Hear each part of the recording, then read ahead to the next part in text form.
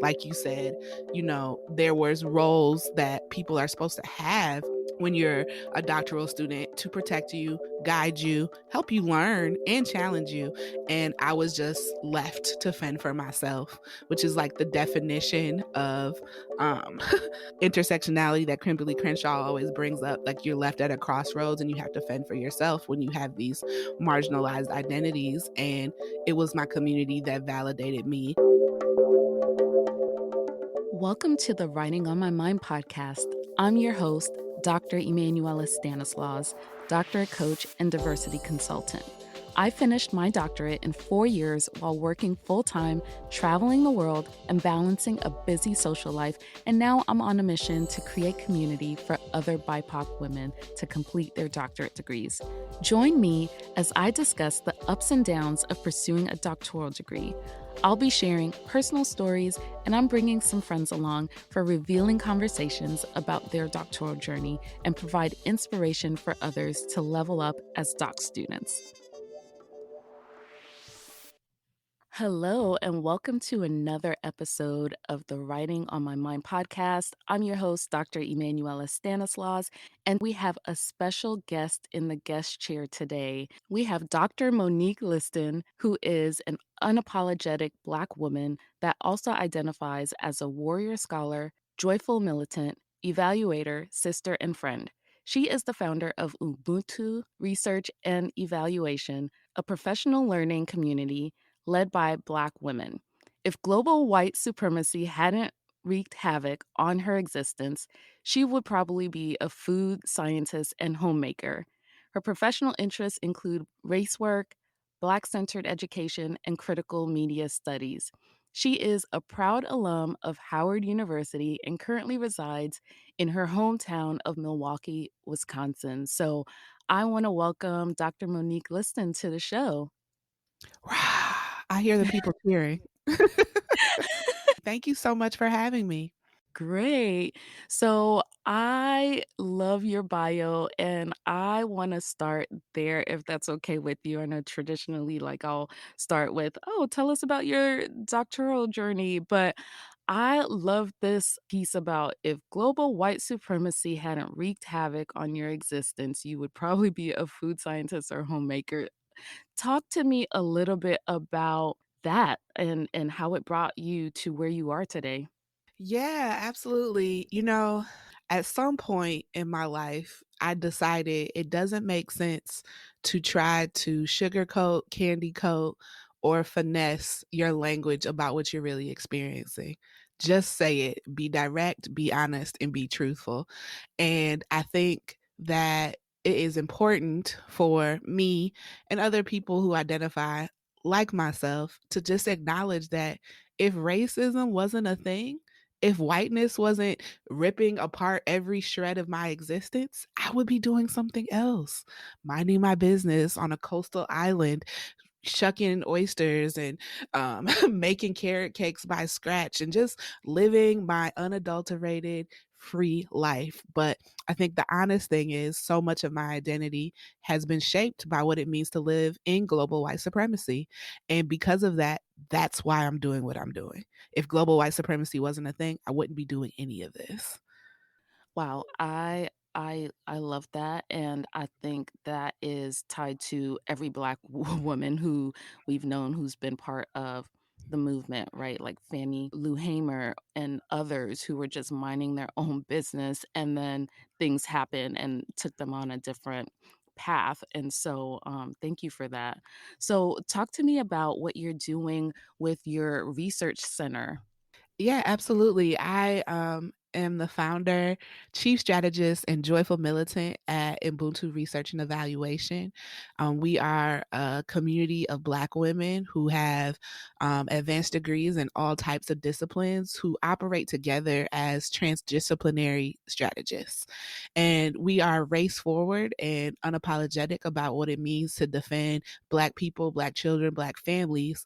But most importantly, internally as an organization, we are Black women who understand and know intimately how Black women are treated in professional spaces, despite their education, despite their knowledge, despite their ability to lead and manage. They're treated as a problem. something to be handled or something to be intimidated by. And so one of the key things about Ubuntu as an organization is that the Black women who work there are working with other Black women, and there is no need to apologize for being Black. There's no need to apologize for moving through the world as a Black woman and interacting with clients and service providers and other people as a Black woman. You're defended in that sense, and there's no apology needed or explanation needed, really, for yes, when Breonna Taylor and George Floyd's murders hit the media, our office shut down authentically because we needed a break, we needed a rest, and we told all of our clients to just pause. When we're talking about holiday celebrations, we're like, here's the Kwanzaa card that came out from our organization, and we wish you all a happy holiday. We're talking about, we understand what it means to hold up single Black motherhood, to be dealing with the onslaught of how police murders have been impacting your family intimately, of understanding the impact of the pandemic and COVID-19 on Black families and communities. That's shaping who we are and how we show up to work every day. And we just don't apologize for it. We make room for it, we breathe through it, we flex and flow through it, and make it a part of our demanded existence in our professional spaces. So that creating this space came directly from what it was like in graduate school. It was a direct result, I guess I want to call it like my resistance to everything that I learned in graduate school, was to create this space to protect Black women's intellectual voice, leadership, decision making, and just overall place in professional work. So, Monique, that sounds like such a magical place to work. I can't even imagine.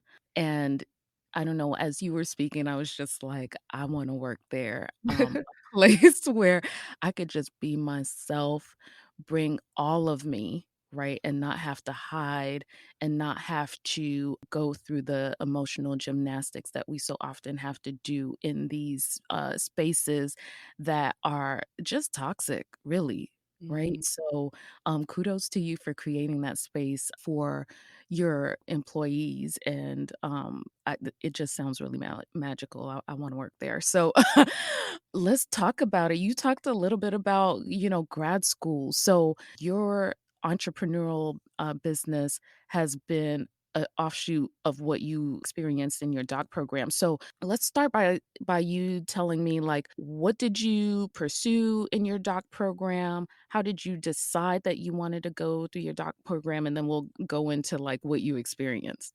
Yeah. So the interesting thing about my doc program journey was that it was accidental, unplanned. Did not see this or have this on my journey map for what I was going to do. I think it's important to know, like, in undergrad, I was so set on being a lawyer.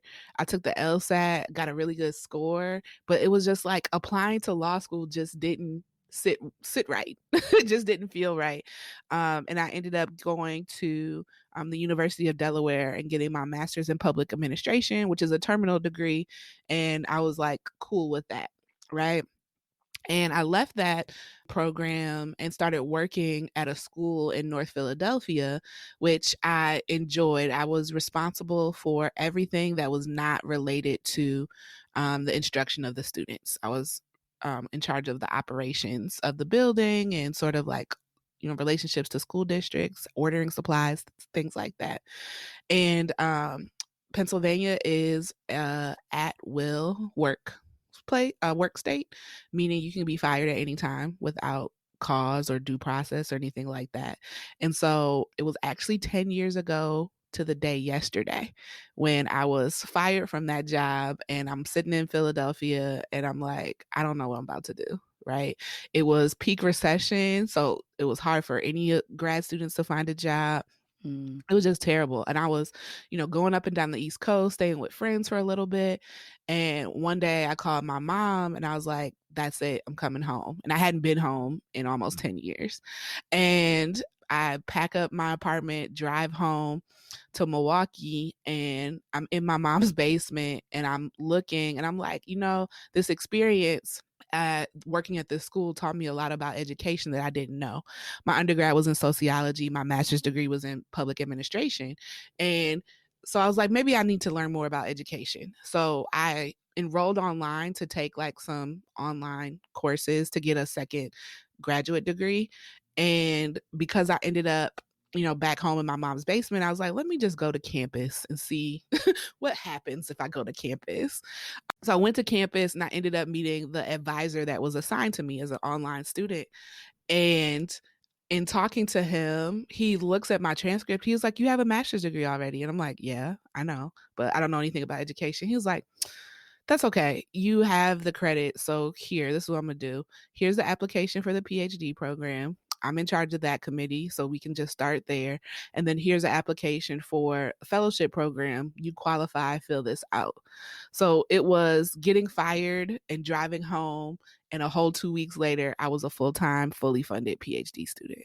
So it was not on my radar at all. I could not have planned that or made that definitive for me in any sense of the term. So that's why, I know when people are talking about their PhD journey and they talk about, where they were looking and things like that, I never had that process, but I do value it because, and that gets to the next part of your question, because my experience was traumatic and it might have been different had I looked for a special PhD program that fit my interests, but I didn't. I was going with the flow and sort of responding to, what was just being laid out to me by the universe and going with it. So totally respect that flow and then understand that my journey to the PhD was just divine intervention, not my not my intention at all. Yeah, I can totally see how it just seemed like, "Oh, just one day. I'm just gonna go to campus. Let's see what happens." That's crazy. I've never heard that story, like, going on just to see, and then you end up in a doc program.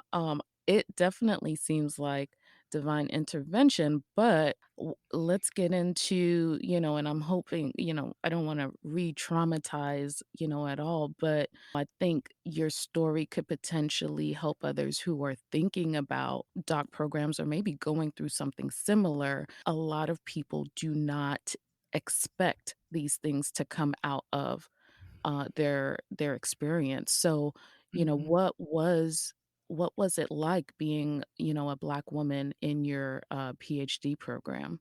Yeah. It was just a lot of shocking moments, one right after another.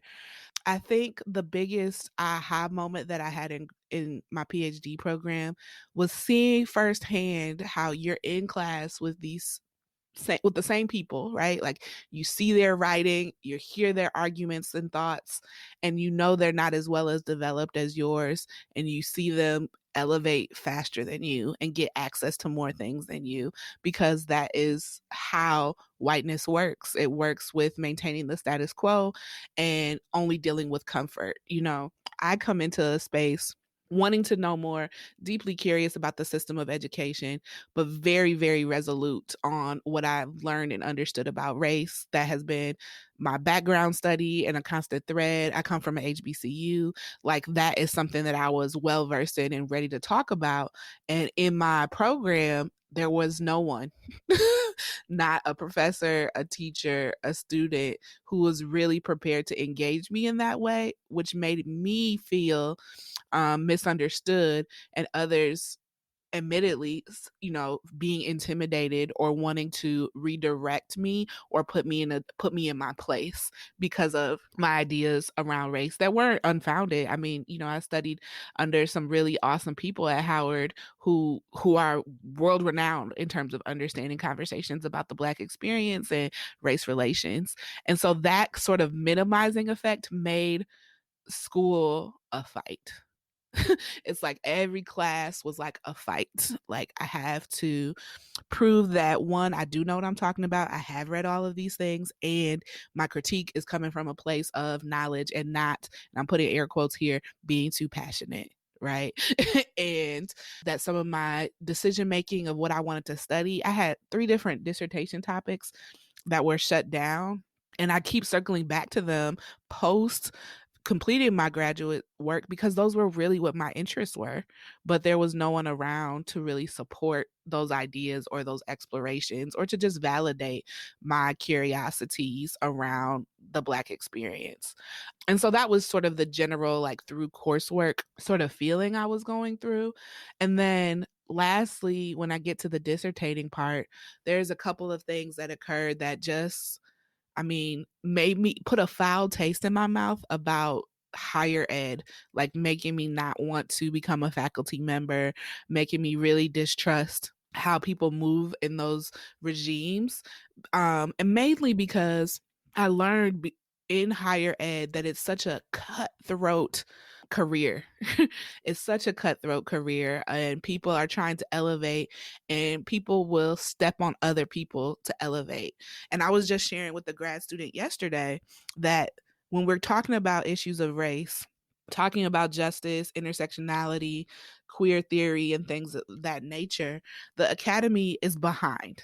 Right. So, like, yeah, some of those theorists come out of the academy, but when you come into the practical application of what does that mean in your program, the shaping or deciding of your program, or even what it means to have a discussion in class, your professors aren't well versed in that or prepared to hold or have a conversation. And because of the cutthroat dog eat dog situation that higher ed is in, they are not open or vulnerable enough to actually co-learn with their students to make it a worthwhile experience. And so that's something I can articulate very easily now outside of it. But in the middle of it, it was just like, this is painstaking, just traumatizing, humiliating work to never be seen as fully capable in this space. And so in that dissertation phase, I witnessed that some young PhDs who are young in the sector just really kind of standing on what they were trying to create their career on instead of caring for me as a student, and watching and witnessing others who I've sat in class with who I knew had none of the prowess that I had when it came to creating cohesive arguments or, looking at research questions from multiple lenses, being able to go through the process faster than me because they weren't critical. They weren't trying to rough the boat. They were just allowed to just skate on by. And so that was also humiliating. And in the short process, I was scheduled to defend my dissertation, and on the day of my defense, I was told that I was not going to be able to defend. And when I asked why, they said, "You're not ready." Even though there was nothing that indicated in any feedback up until that point that there was any way for me to turn around or do anything different. It was just a mishandling of who I was as a student, an inability to be direct. People are scared of Black women, an inability to really reckon with not telling me all of the things that they wanted included in this process. It was just a demonstration of how poorly a Black woman can experience this because people just don't care. They're focused on their own things, and I was just caught in the crossfire of all of that, which I sat out of school for 6 months. I was just like, I wrote a dissertation. It was there. I got all the feedback. I did the process. I did all of that. And then the day of being told I can't, that was traumatizing. And having the people who are around me at that point and who are knowledgeable about my community engaged research were really confused because that just shouldn't happen in a process. There's no way that a chair, a committee should let you get to that point to have that kind of letdown. That's just unnecessary humiliation for any type of student. So I sat out for a couple months, 6 months and it was a depressing time, right? Trying to figure out what I was going to do. I came back and, you know, rustled really hard and wrote an entirely new dissertation out of the work that I had, and was further humiliated at the second defense because I really wasn't even able to defend it, right? They knew that they were wrong on so many levels that when I rewrote the dissertation, the defense was just like, "Thanks for coming. Glad you're here. Congratulations, Dr. Liston." So I didn't even get that sort of honorable, here's my study chance to defend my work. And so I was just so through with the university, what happened at the university, folks in higher ed, that I wanted to do anything but be connected to them because I saw how they treated me. I saw when I shared my story, there was a number of other Black women who said they had the same story, but there's no recourse. It's not like you can go and say, like, look what these people did to me, because higher ed is, if you say those things, you will be punished. You will not get a job. You won't be able to get hired anywhere. And so the threat of that has kept and continues to keep a lot of Black women from telling their story. And so, I mean, that's the short version of all of it. And all of it just led me to say, going into the academy, seeking a tenure track position, that's not going to be for me. Wow, Monique, like I got so emotional just hearing your story. I'm so sorry that that happened to you. I Thank you. I can't even imagine the day of. And wow, like you've told people, you've practiced, wh- and your chair is supposed to be the one protecting you and leading you along that journey to get you prepared. And so that's a failure on the chair's part to get you to that point and schedule. It's so much goes into scheduling the date of Mhm. your dissertation that people don't Mhm. know. That's another hazing, Mhm. story on its own. The amount of paperwork you have to do, deadlines, people checking different things, it's and then you turned around and wrote a different dissertation in Mhm. 6 months? Wow, I am so sorry. Uh, I don't even have words for that. What I don't know, I even think of you as, like, even a superhero because I don't know if I would even get myself out of a state of paralyzation after that to write another dissertation in the time that you did. So, while you were going through all of this, like, how did you go through that process of, afterwards, but then also through the other pieces that you had of being, marginalized and minimalized in the classroom? Mhm.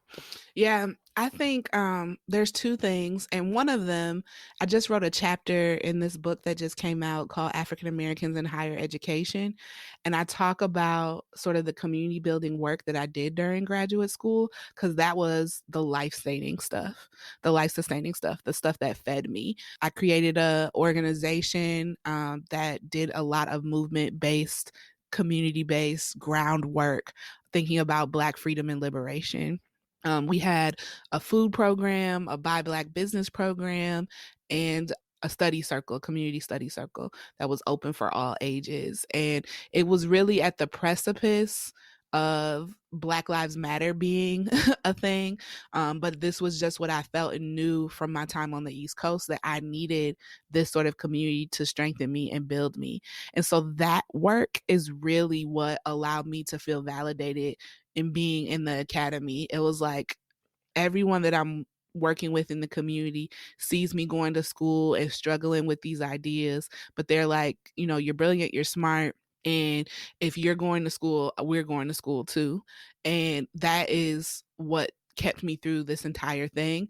In fact, at my graduation party, I did not walk across the stage at the university because no hooding ceremony was going to be a part of this narrative. I had copies of my diploma printed out for everyone who came to my graduation party to let them know that this was their PhD too, because these were the people who actually made sure that I graduated, not the folks at the university. Like you said, there was roles that people are supposed to have when you're a doctoral student to protect you, guide you, help you learn, and challenge you. And I was just left to fend for myself, which is like the definition of um, intersectionality that Kimberly Crenshaw always brings up. Like, you're left at a crossroads and you have to fend for yourself when you have these marginalized identities. And it was my community that validated me, the folks who organized with me, who met with me late at night to do community study circled and then stayed at the library late at night because they knew I was working on classwork. Those connections, those relationships were the ones that fed me through that sort of humiliating ongoing experience. And I'll just add to that, you know, we've been given the language of microaggression to just think about this daily onslaught of how people are not validating us as Black people, as Black women. And there's nothing micro about that aggression.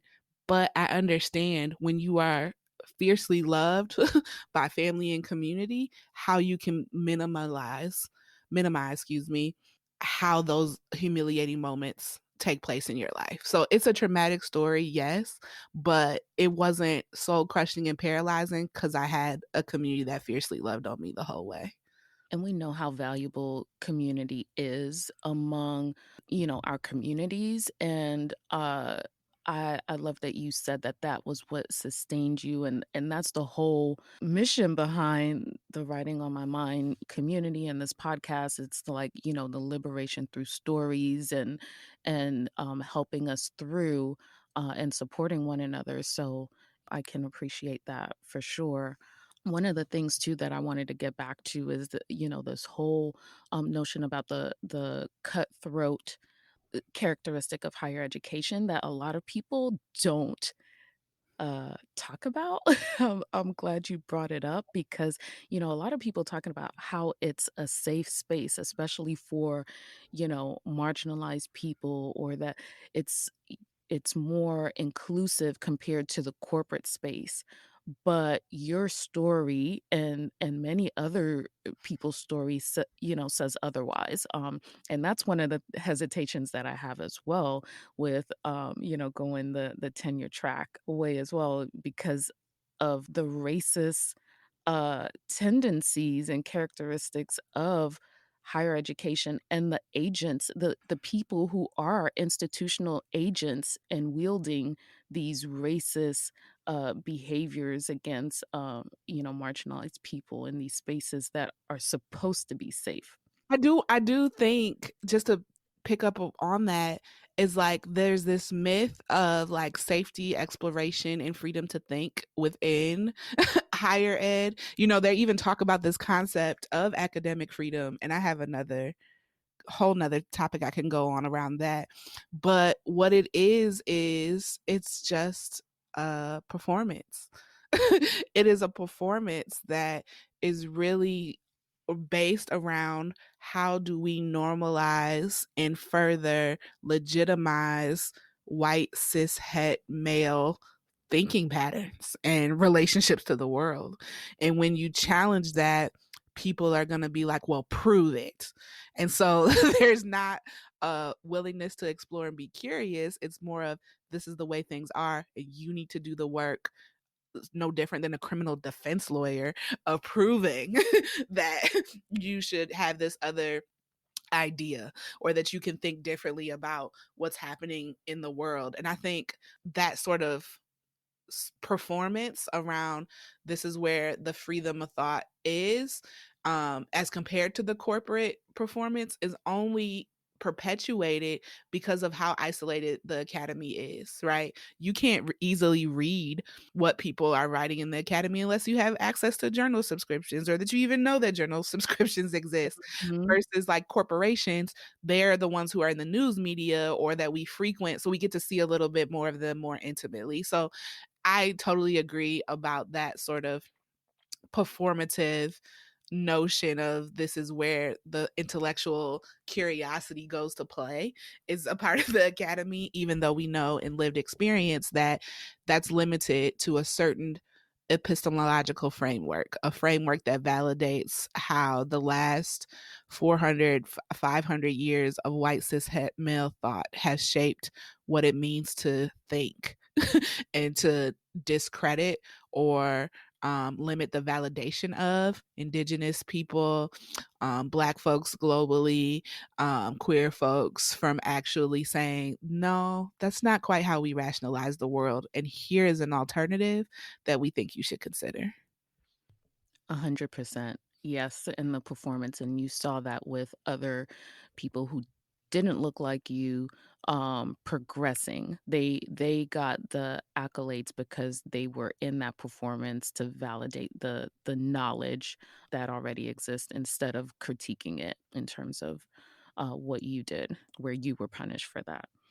So with that, what are some things that you wish you knew going into your doc program?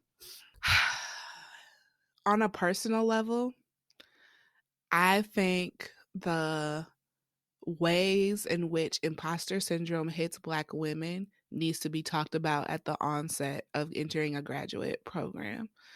And I'm sure it's true for anyone who falls outside the norm of the dominant white male in higher ed, but particularly Black women.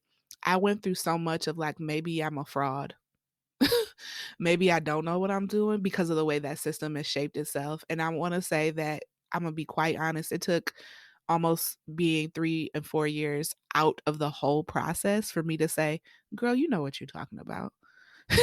No one knows this topic, this idea better than you do. You have sat with this and marinated. You do know. And it took, you know, almost the same amount of time of being in there to actually reclaim and say that you're knowledgeable. So I just wish that I had that knowledge or that imposter syndrome, or that imposter syndrome wasn't just this generalized notion that comes out about grad students in general, but there was a specific thing that I was going to encounter being a Black woman in that space. I wish I had known that. I also wish, that I could have picked or sought out a PhD program. I thought about it like towards the end of my dissertation process. I thought about going to get another PhD just to have the experience of a validating dissertation committee, just to know what that feels like. And then, you get over that because grad school's enough as it is. Um, and then the last thing that I'll say is that I also wish that I had the guts to hold on to my initial dissertation topic, and that maybe my career would have been different if I just fought for it a little harder because it's something I'm really passionate about. But once you're out of that space in which you can dedicate the time to really, hone in on it, it's really hard to go back to it at that level, at that depth.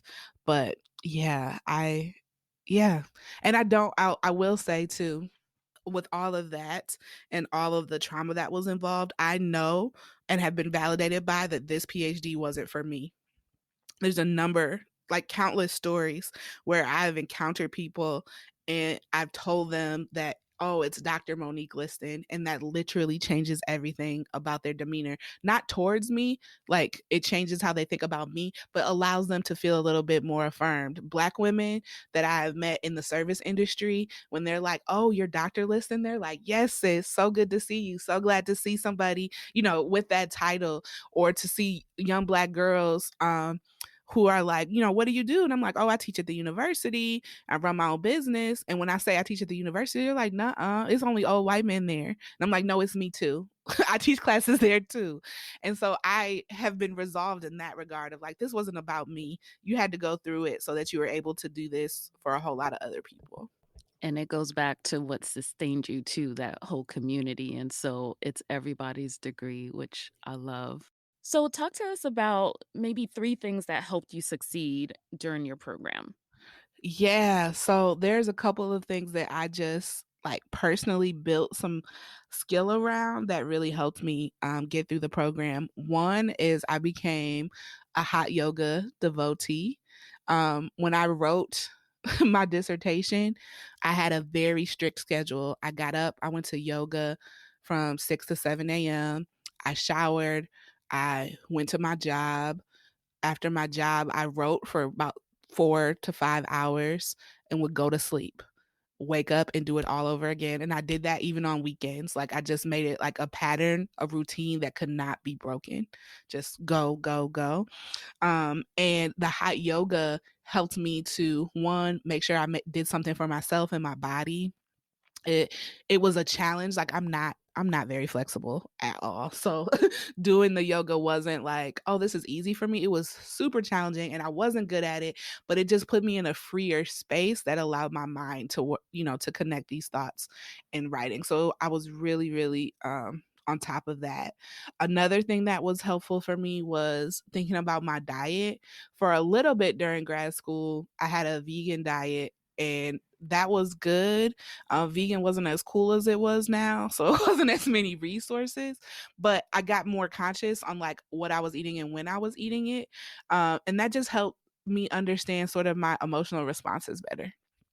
Being able to think about how, oh my gosh, am I wanting to eat this bag of Flamin' Hots, string cheese, and a glazed donut because I had a really rough day, or is that what my body desires? And so that was another thing that was really helpful, just to be a little more conscious of what my food was doing. And then the last thing was I traveled. So as much as I could, I took conscientious breaks from my work and went to go visit friends and family for like 3 or 4 day spurts, and just would not connect with my work or my dissertation during that. I would catch whatever flight deal was cheapest, pop up, kiss a baby, see a cousin, and then go on about my business. And so that also was something that was able to like protect me, make me feel good, make sure that I was still connected to folks, as the process of being in grad school can be really isolating because you have so much work you have to do and folks don't understand that you have to be thinking about this one topic all day every day. So, yeah, those things really kept me. I love the self-care, thread throughout all of that, the making sure you were eating healthy, making sure you were, doing something for yourself, and then traveling too, which I love to do, and that was my form of celebrating after every semester, doing a trip and things like that, so I love your answers.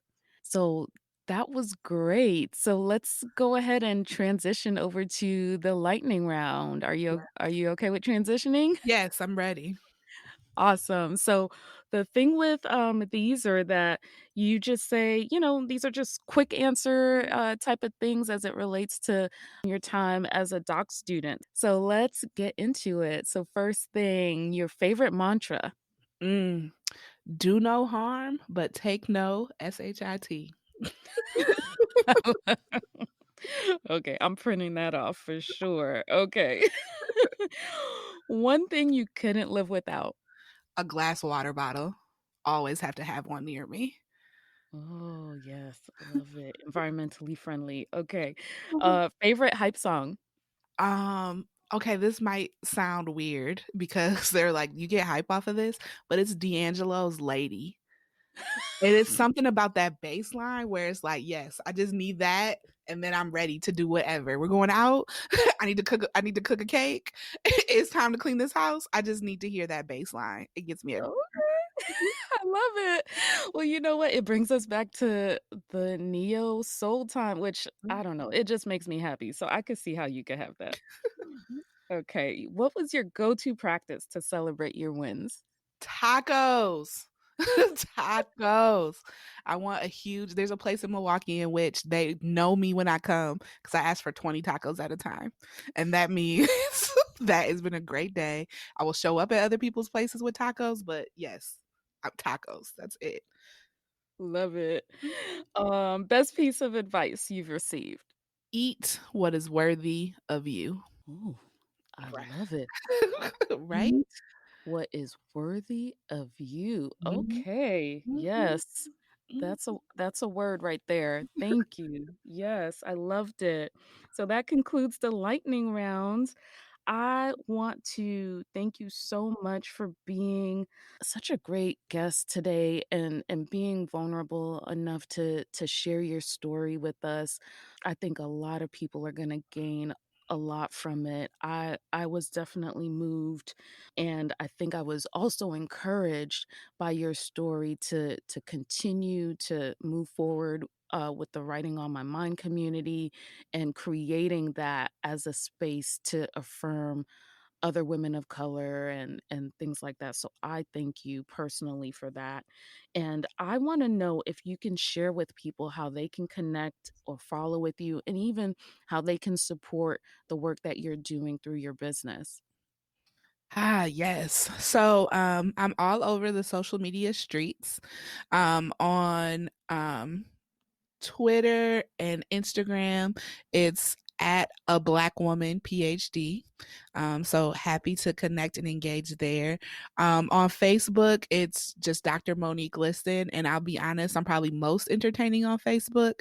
And just there's more about my life on Instagram. And then I'm sort of engaging in real life topics on Twitter, just in case of one of those things interests you.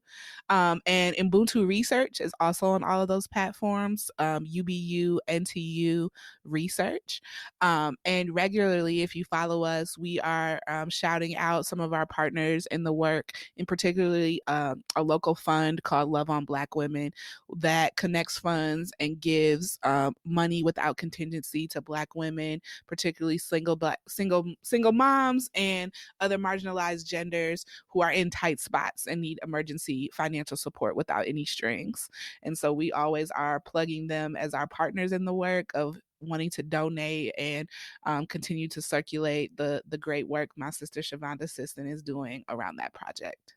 Awesome, and we'll be sure to put all of that information in the show notes too, so that people can access that. Thank you again so much, Dr. Monique Liston. I really enjoyed this conversation. Absolutely. Thank you so much for having me. Thank you for listening to another episode of the Writing on My Mind podcast. If you'd like to support the podcast, make sure you subscribe and rate the show on Apple Podcasts and spread the word to other women of color doctoral students to grow our community. Be sure to follow me on Instagram and Twitter at Dr. Emanuela. And if you're looking for a group of real women of color doctoral students to help you accomplish your goals, join the Writing on My Mind community by visiting writingonmymindpodcast.com. See you on the next episode.